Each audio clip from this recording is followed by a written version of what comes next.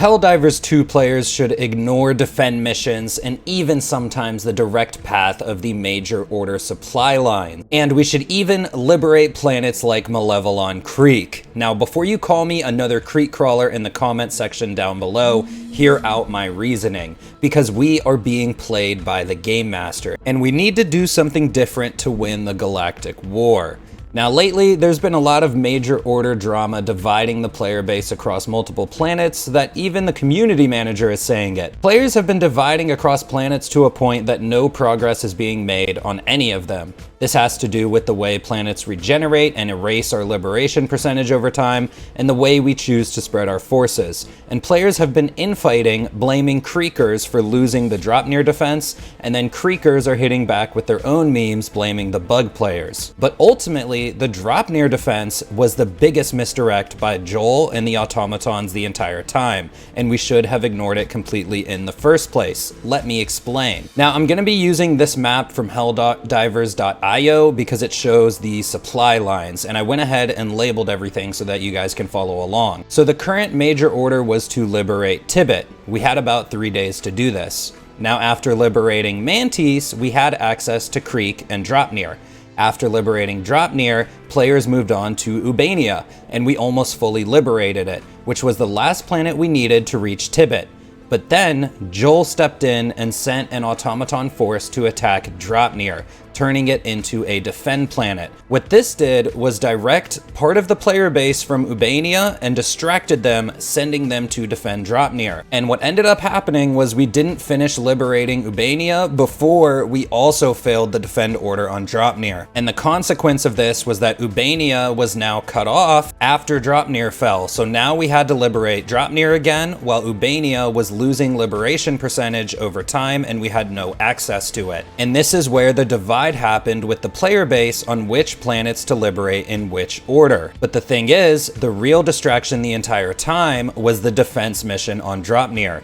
If we had ignored the defense and finished liberating Ubanea, when Draupnir opened back up, we could actually just be on Tibit right now instead of having to now liberate Draupnir once again. Now that was all a bit confusing even to just explain that in the video, so I hope you guys followed along. But the other thing to take into account is the automaton regeneration rate. Ubanea was left at about 95% when it was cut off, but by the time we unlocked it again, it had dropped down to 83%. Automatons regenerate about 0.5% of our liberation rate per hour, and we'd been locked out of Ubanea for about 24 hours, which explains the 12% liberation drop rate. And this is why splitting the active players between multiple planets is a bad thing. We need a way to focus as much of the player base as possible on a single planet.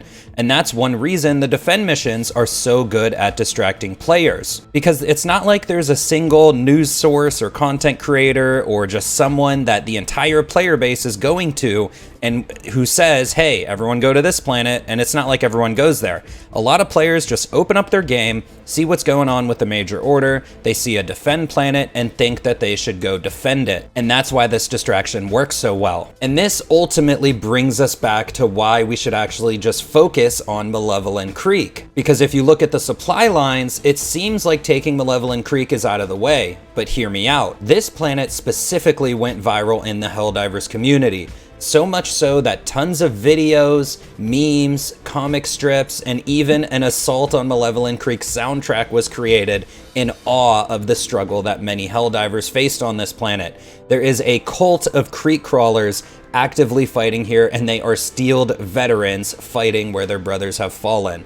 These are not traitors to democracy, but victims of automaton liberation. They have seen and experienced things here that the normal Helldiver has not, and they can't simply leave the creek. And they also can't liberate it alone because of how the regeneration rate works. It simply isn't possible for the creekers to leave the creek, because they will not forfeit, but they also can't make progress without more help from the community. On top of that, if we look at the supply lines, it was possible that we could have gone from the creek to Durgan and then back to Ubanea and circumvent Draupnir entirely. It's possible if we surrounded Draupnir that the automaton regeneration on that planet would have dropped to 0. since they would no longer have any help from surrounding planets. We don't know what really influences the regeneration rates yet, and this could be a cool experiment to see if we can actually influence those rates. Because if they did drop to 0 being fully surrounded, then a small percent of players on that planet actually would be able to liberate it. And this would actually be a great community experiment to see how the regeneration rate, supply lines, and the war is affected. Remember, they don't really tell us anything. We need to figure all this stuff out. And the other thing I want to remind you guys is that the major order isn't always meant to succeed. Joel threw a defense planet in our path to obviously distract our progress.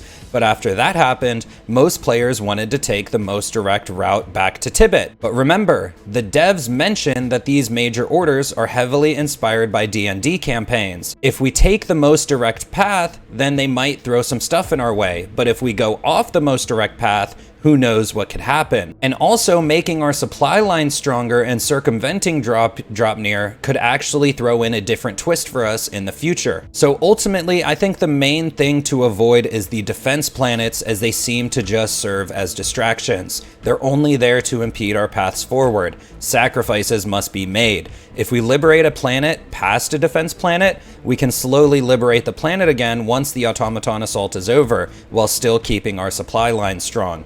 And remember that this community will have nothing stronger than blood, sweat, memes, and morale. So go liberate Malevelon Creek.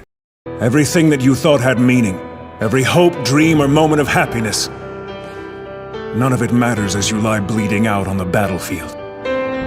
None of it changes what a speeding rock does to a body. We all die. But does that mean our lives are meaningless? Does that mean that there was no point in our being born?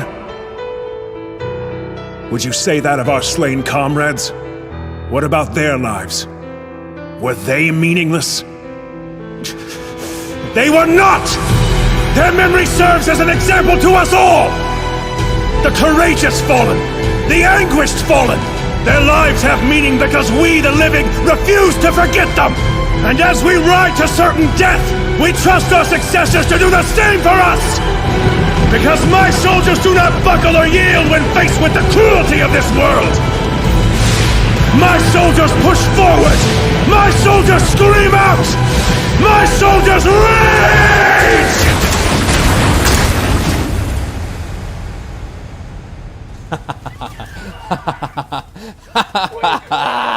That was amazing. I don't even care it didn't kill the enemies in there. That was amazing. Hell yeah. I don't have any ammo in my recoilless. Shit, where's my quasar cannon? I'm out of ammo. Bro, that gave me a feeling like no other. I'm gonna keep it a buck. Bro, I don't think anything's ever given me a feeling like that in this game than that moment right there. That's probably the best I've ever felt playing this game. You can't leave the creek.